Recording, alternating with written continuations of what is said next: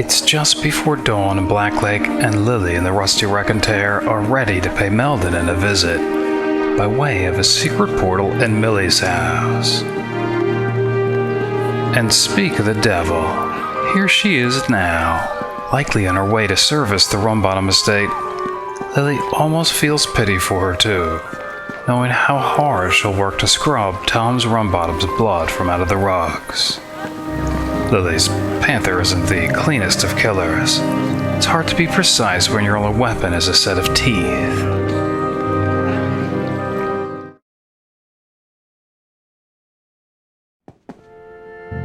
Common living, but good enough for their needs at the moment. Before teleporting into the unknown, Lilly needs to prepare spells, and they need to take an account of gear as well.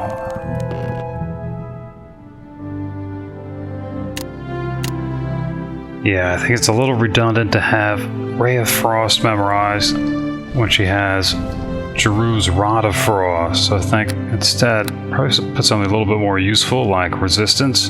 Could help Bones out when he's sniffing out for traps to avoid them. And don't think we're expecting anything diplomatic at the Meldanen Estate, so we'll forego Charmed Person in favor of Magic Missile, and unsure of what defenses he might have. Guess he has a Heavy Hitter, Rave Enfeeblement.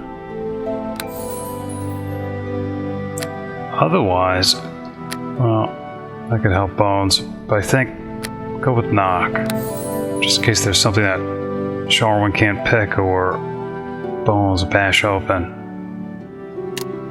Alright. Lilly removes her shoes and sits on the edge of the bed. She leans back, propped up by arms extended behind her, stretching her toes as far as they'll go, before relaxing and letting her legs dangle over the edge of the bed. Sharwyn notices Lilly shake her head at Bones when he approaches his mistress's feet, as if to forbid him from doing so while they have company. She bids both him and Little Red to sit on the floor quietly while she prepares spells. She relaxes with the wolf's-hide tome open in her lap and studies select pages for a good number of hours. At last, Lilly slams shut her spellbook and springs up with a smile, declaring that the Lord's Alliance Office of Academic Affairs shall finally take stock of its supplies, and dumps the entire contents of her satchel onto the bed, and bids Little Red to do the same. It's a complete mess. Paintings of Blacklake nobles, ale-stained clothes, funerary urns that stink of candy, bits of crumpled and torn parchment, big iron keys, and even the knuckle bone from a skeleton. Lilly dictates what is to go where as Sharwyn tries to comply and keep up at the same time. Spell components are to be kept in a separate pouch. All documents are to be assembled together, as are all keys. Not to let the Stone of Recall smash their precious bottle of Saerloonian Special Vat. Sharwyn's to carry Ophala's art collection and the extra torch, while Lilly will carry the many-stored cloak Puff of Fog, claiming it's heavier than it looks. She also agrees to carry her extra robe, for now at least. And Lilly almost forgot she had poisoned arrows. But what's this? A note from Hodge among letters from Oleff, and not with the gilded urn with which it belongs. Sharwyn has to endure a lecture on the importance of listening to and following instructions as she helps her mistress into her red robe. And although the lesson seems to have no end, the instructor ensures her student that it has only a dozen points. The first 5 are covered in Milly's bedroom, and 6 through 8 are described on the way to the portal. But the 9th is interrupted when its speaker needs to summon a creature.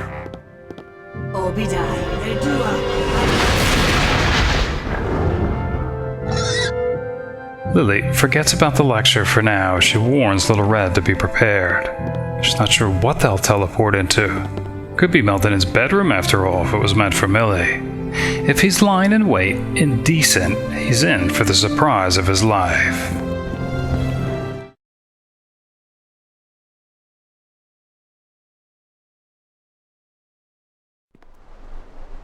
Thankfully, no naked sorcerers, but a guest bedchamber nonetheless, and with no return portal either.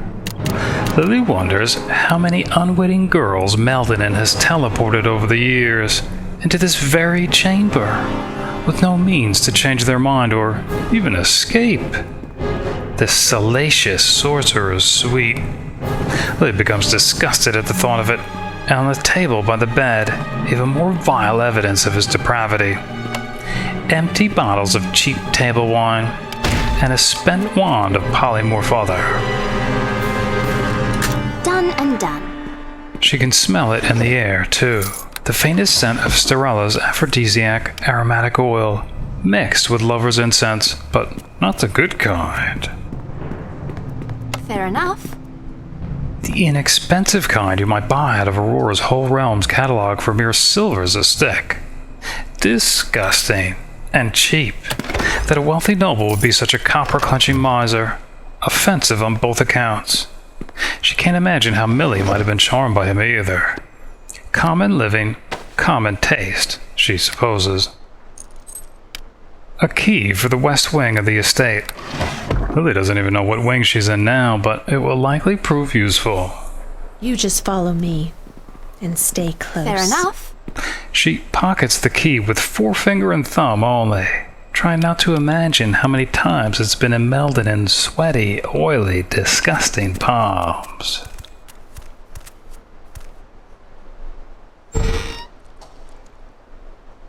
Alright.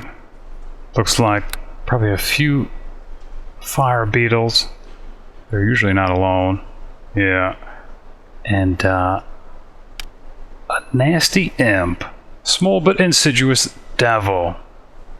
Lilly's probably squinting to see if it could possibly be Crispy, as he was a red imp also. Although, I guess actually you couldn't tell in those black and white flashback sequences. Alright.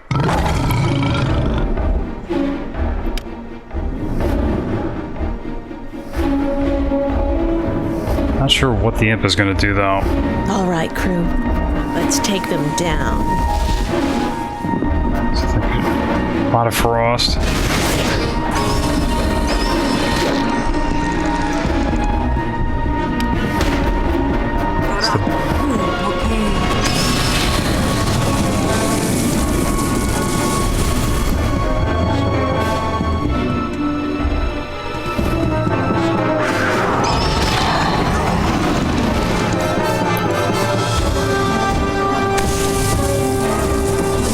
Oh, look at that. The imp just went invisible.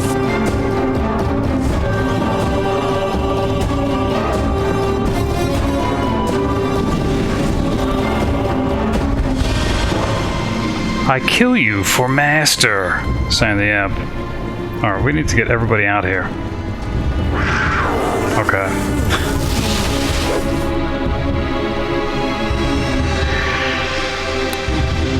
Mouths. Man. Alright, just went invisible again.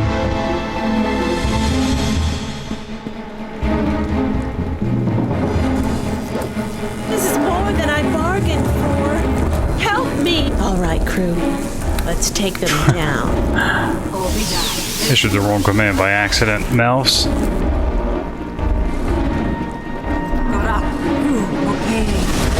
Magic missile.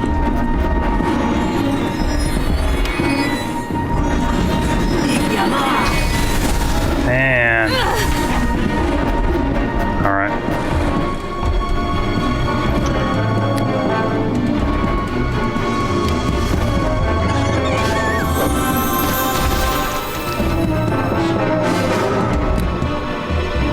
Don't want to waste too many memorized spells. Negative energy.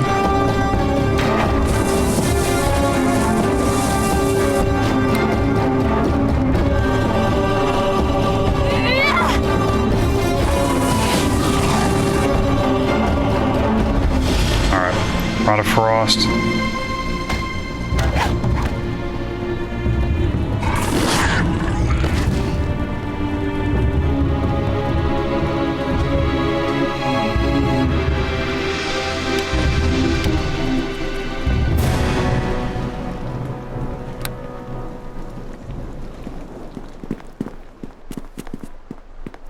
Lilly's injured, and even the boar is sustaining poison from the imp's stinger.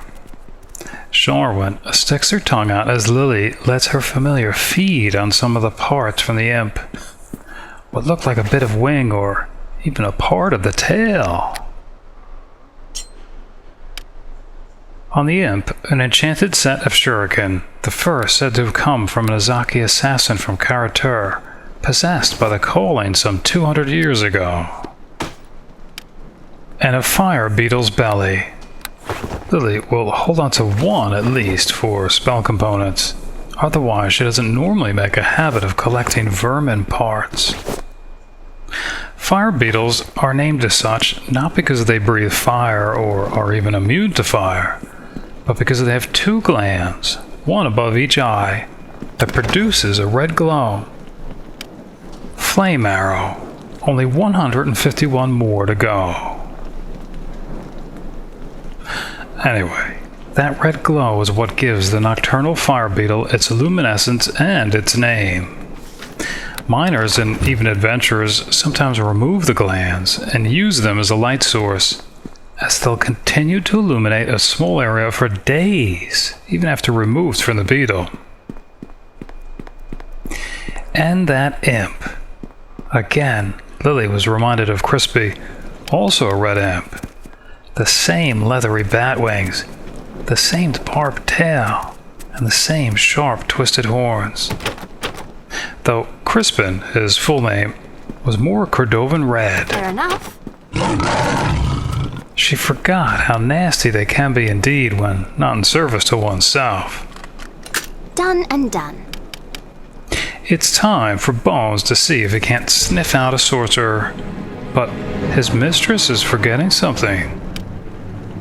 Lilly focuses on a small piece of woven fabric in her pouch, while invoking a resistance spell for her dutiful familiar.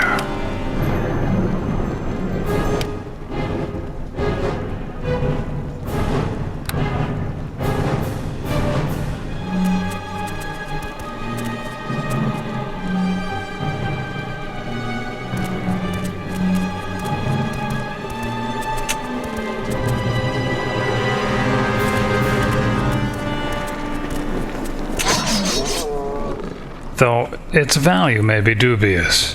No matter. No trap is going to sever him from his obligations. She recalls the artful dodger, imploring him to be a bit more dodgy while invoking another resistance spell. His task is not done.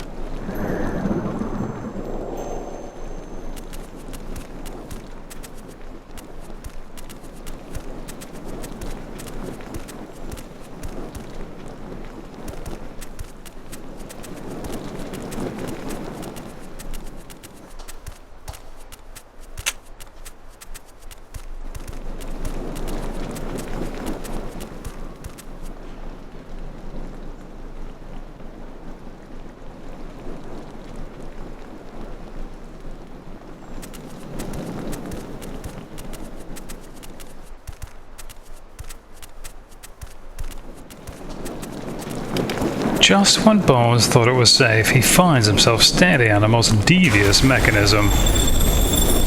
Luckily, due to the ringing in his ears, he can't hear his mistress curse. No matter.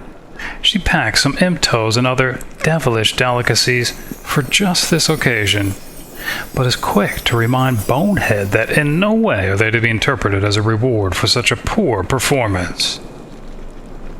His task is done, for now.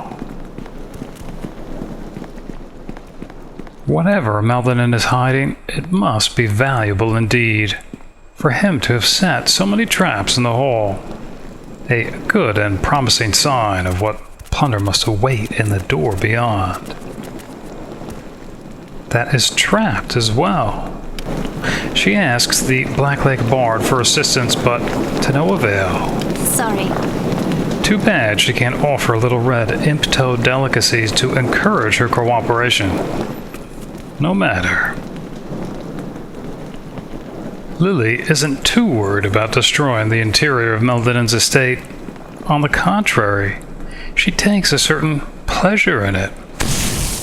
She's only worried about destroying precious arcane artifacts he may have locked away in chests or the like, which is why she memorized Knock back in Millie's bedroom in the first place. If she has to bore a hole through every door in Meldanen Estate with the Rod of Frost in order to collect every last scrap of arcane parchment the sorcerer may have, she's prepared to do just that.